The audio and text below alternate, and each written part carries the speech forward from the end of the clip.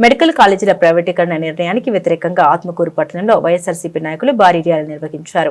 శ్రీశైలం నియోజకవర్గ మాజీ ఎమ్మెల్యే శిల్ప చక్రపాణి రెడ్డి ఆధ్వర్యంలో ఈ ర్యాలీ నంద్యాల టర్నింగ్ నుండి తహసీల్దార్ కార్యాలయం వరకు సాగింది.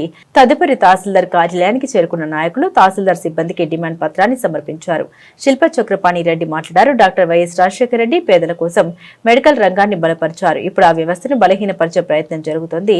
పేద విద్యార్థులు చదువుకునే అవకాశం కోల్పోకుండా ప్రభుత్వం ఈ నిర్ణయాన్ని వెనక్కి తీసుకోవాలని డిమాండ్ చేశారు. ఎమ్మెల్సీ కల్పలత రెడ్డి మాట్లాడుతూ ప్రభుత్వం ప్రజా ప్రయోజనాలకే కట్టుబడి ఉండాలి. ప్రజల ఆరోగ్యానికి సంబంధించిన అంశాన్ని వ్యాపారంగా మార్చడం తగదని పేర్కొన్నారు. కార్మికులను మోసం చేస్తా ఉన్నారు, కర్షకులను మోసం చేస్తా ఉన్నారు, ఉద్యోగస్తులను మోసం చేస్తా ఉన్నారు, ప్రతి విద్యార్థిని మోసం చేస్తా ఉన్నారు, ప్రతి ఒక్క రైతును మోసం చేస్తా ఉన్నారు. ప్రభుత్వం మాకు వద్దన్న చాలు, ఇన్ని రోజులు మోసపోయాం. మేము మోసపోయే రోజు మేము ఆశపడి మేము ఓట్లేసే రోజు గెలిపిస్తే మమ్మల్ని ఈరోజు నానా రకాలుగా హింసిస్తూ ఉన్నారు, ఇబ్బందులు పెడతా ఉన్నారు.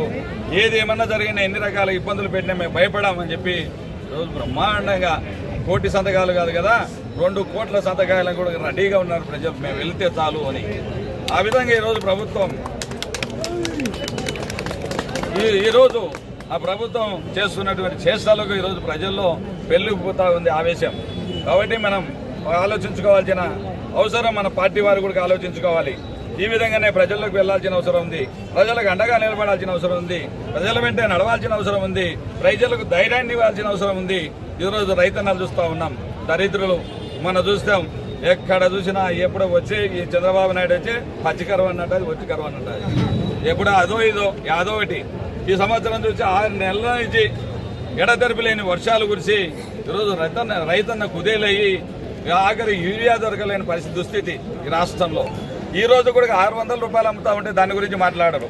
దీనికి ఇస్తా ఉన్నారు. ఎమ్మెల్యేలకు బ్రహ్మాండంగా వర్షాకాలం వచ్చింది, మా ఎమ్మెల్యేలు బ్రహ్మాండంగా పనిచేశారు, వాళ్ళకందరూ సర్టిఫికెట్. ఏం పోటీ పరిచినారే, ఏం పొడి పరిచినారు వీళ్ళు, ఏం చేసినారని, ఏం పీకినారని వీళ్ళకు సర్టిఫికెట్లు. సిగ్గు పోతామని సిగ్గు లేదా మీకు?